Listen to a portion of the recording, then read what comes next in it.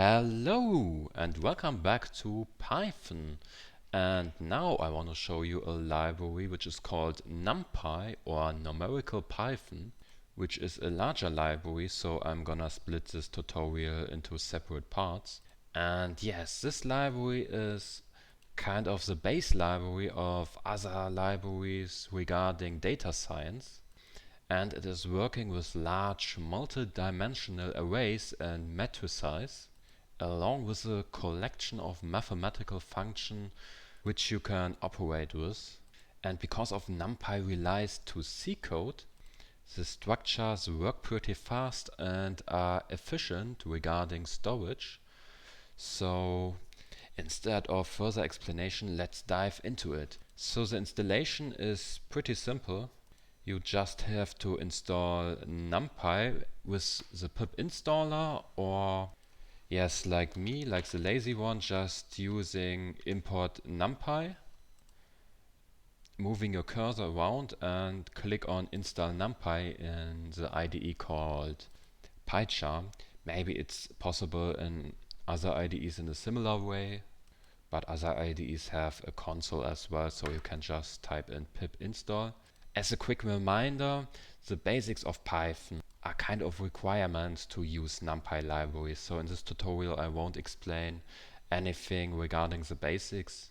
And with the basics I mean the very basic like loops, conditions and common data types and lists, because arrays are kind of related to lists. And let's start. After importing NumPy, let's for example create our first array.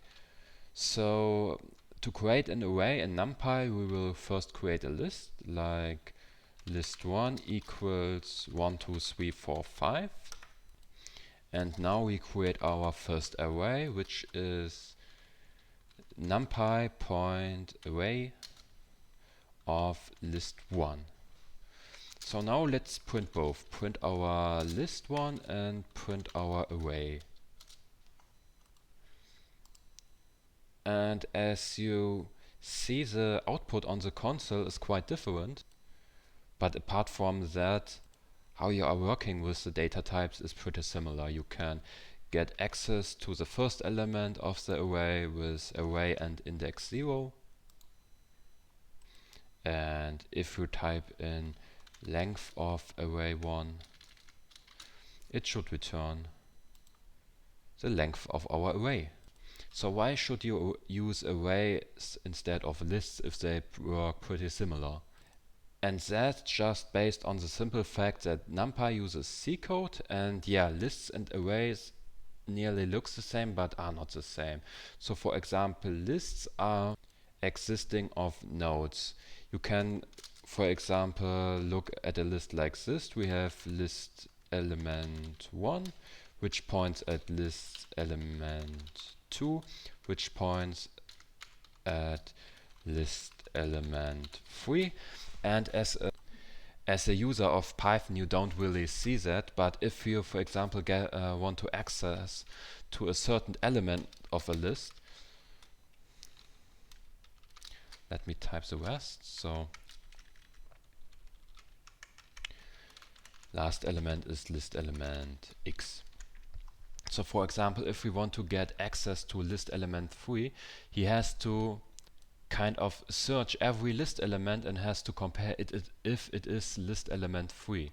So you don't use indexes, or the interpreter you don't really use indexes.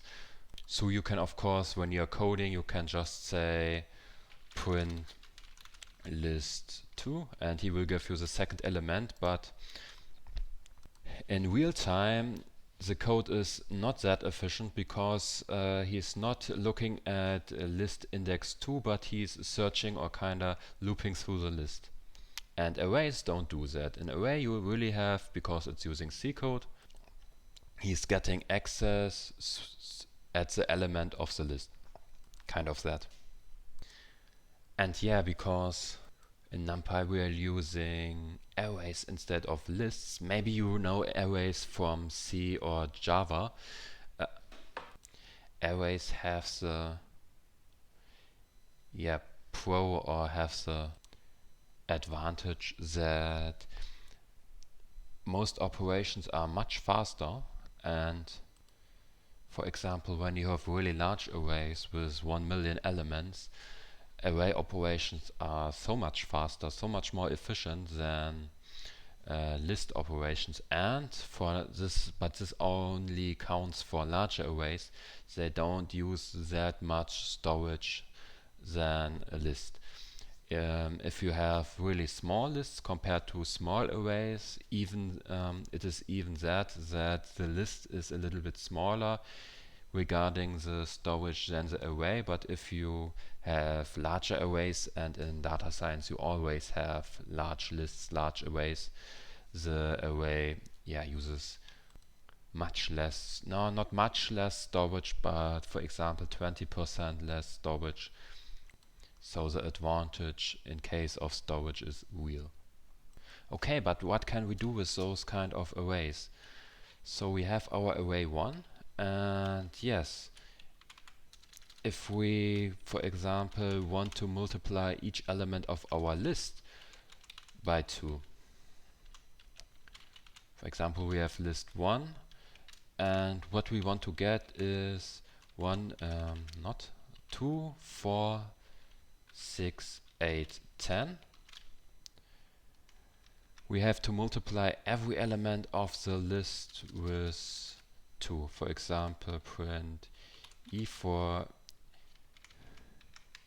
E in list 1, and E multiplied with 2. And now I messed things up, which is because, yes, it is list 1, 2. And now we increased every element of our list with 2. Simple thing, you probably know it. But for our array it's much simpler, because you maybe know it in math. If you see it as a vector,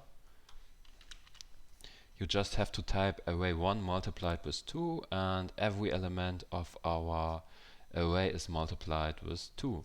Same goes for plus 2. Now we add 2 to every element of our array, and also we can add an array to an array. And now every element of the array gets an element of the other array added, and that's for example, the first element gets added with the first element of the other list, and so on. So we get this result. And the same goes if we subtract the arrays. This should be 0 at any element. Yes, it is. And we should be able to multiply them.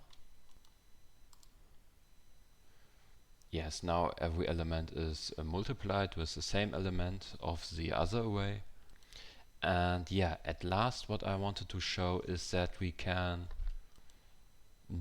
determine what data type the elements of our array have. What do I mean with that? The function I used was numpy point array of list 1, and we can give this function another argument, and that can be numpy point integer 16. So why do we use that?